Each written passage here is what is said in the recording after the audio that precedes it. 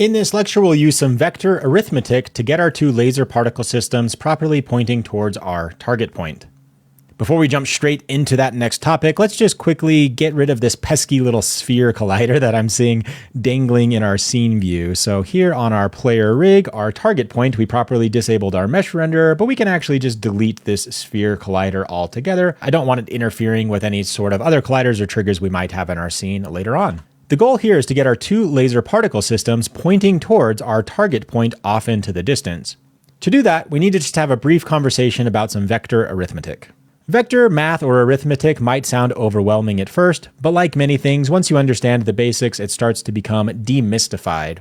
One of the most common things you'll need in game dev is getting the direction you'd like to aim or shoot something. We can properly achieve that anytime we have two different vector 3s. We can use vector subtraction in a way to get both the direction and the distance. That doesn't necessarily mean that if you subtract point A from point B, you'll immediately get a direction and a distance. However, you will get a new vector 3. You can then use that new vector 3 to get things like magnitude, direction, or distance.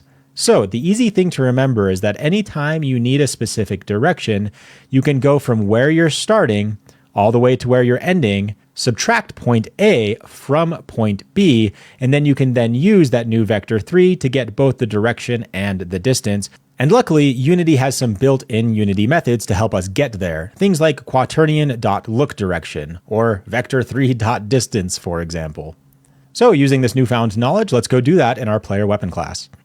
Let's create a new function here at the bottom that we can just call void aim lasers. Now we're going to want to do this for both lasers. So how do we do that? Well, we can just use a for each loop. We can just follow this same syntax that we use above here for both of our lasers. Let's replace var with GameObject. Let's just replace the generic item term with laser in our array up top that we called lasers. Let's get that new vector 3 from subtracting two vector 3s that we already have. Let's just call that new vector 3 fire direction. How do we get that? Well, we start with point B, the direction we're trying to head, in this case, our target point, dot position to return a vector 3, minus our laser dot transform dot position. That will give us these two individual lasers separately. Now, each individual laser has a slightly different transform. I'm actually tempted maybe just to use the ship's transform. Maybe we can try both and see which one gives us a better result. For now, let's just start with each individual laser's transform and see what that looks like. We can now use this fire direction vector 3 using a Unity built-in method called quaternion.lookRotation to get the direction we're trying to aim towards. So I'll leave a link to the Unity documents if you'd like to do a little bit more reading inside what look rotation exactly does. For now, we can just store this value in a quaternion called rotation to target. And then we can use that built-in Unity method quaternion.lookRotation. Why isn't that auto-populating? I'm actually seeing I have some squiggly lines here. I think that's because somewhere along the lines I tried to type lowercase quaternion perhaps, and it imported the system numerics namespace. Not exactly sure. I'm going to delete that. It's giving me some vector errors. We've got rid of those squiggly lines, and now my look rotation should properly autocomplete. Great. We need to plug in our new vector 3 fire direction. With that stored quaternion, we can take laser.transform.rotation of each individual laser and just set it directly to our rotation to target. Let's recap these three lines to be as comprehensive as possible because it can be a little bit confusing to follow. On line number 1, we're subtracting the laser position from the target position, which will return and give us a vector between the laser and the target point. On line number 2, we can use quaternion.lookRotation, which will calculate a rotation for the laser that will align it to the vector that we just calculated. On line number 3, we can move the laser's dot rotation towards the quaternion that we just calculated. Hopping back up to line number 1, we have the option on exactly how we want to calculate this first vector 3. Do we want to use our ship's transform dot position, or do we want to use each individual laser's dot position and calculate it from there? We'll try both and see which works better. When do we want to update this? Probably just in update, at least for now. Let's just throw it directly in update aim lasers to make sure that's firing properly every frame.